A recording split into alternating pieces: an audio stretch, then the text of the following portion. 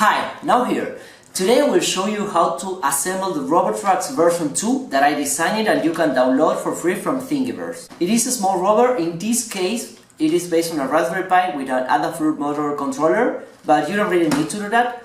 I will also upload the source code for it that allows you to control it with a generic Bluetooth gamepad.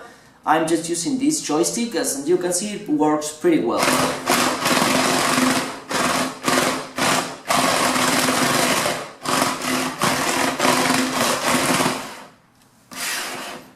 So we will start from the beginning and I will show you how to assemble it step by step. We will be needing one motor mount A, one motor mount B, two drive wheels, two slave wheels, one enclosure A, one enclosure B, two enclosure C, and also 22 track links that we will join, as you can see, with just a piece of PLA.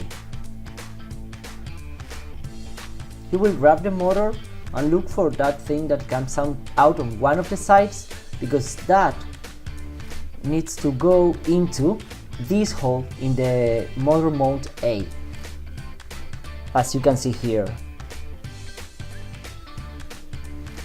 Now grab motor mount B and put the cables through the center hole. As you can see, the axis of the motor comes out on this side in the center of that hole, and then press it until it clips. Now grab one of the drive wheels and put it through the motor axis. Grab the second one and do the same thing on the other side. Grab one of the slave wheels. We will hold it in place with one screw.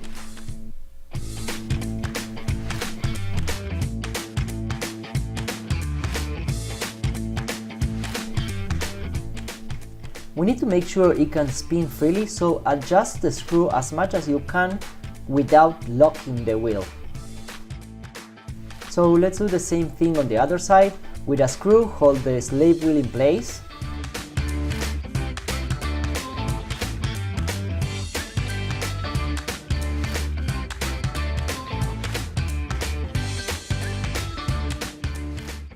Don't leave it so tight that the wheel cannot spin, as you can see.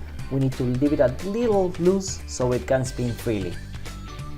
Get the first enclosure C part, putting within these two marks.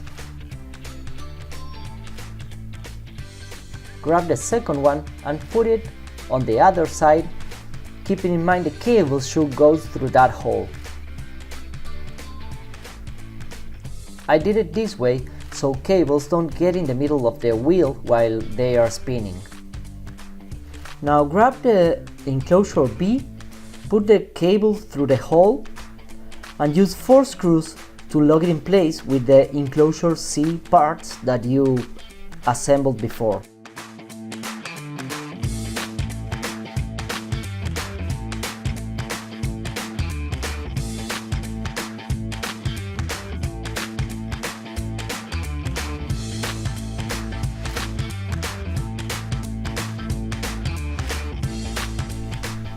Now grab the enclosure A and place it correctly, making the motor axis go through that hole. You will use 4 screws again to lock this in place.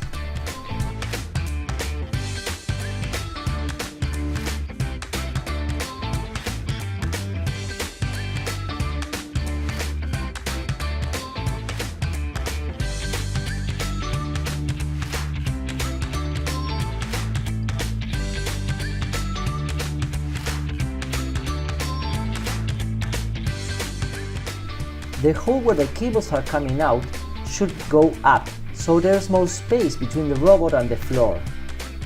Now grab the tracks, and I like to put it with this point facing forward, but that's your choice. In fact, it's the same.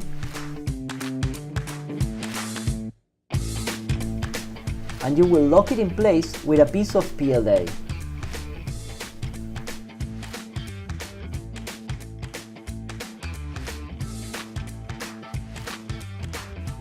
Now it's spinning freely and we are done with the first. If you liked the video, please subscribe so you can stay in touch for more.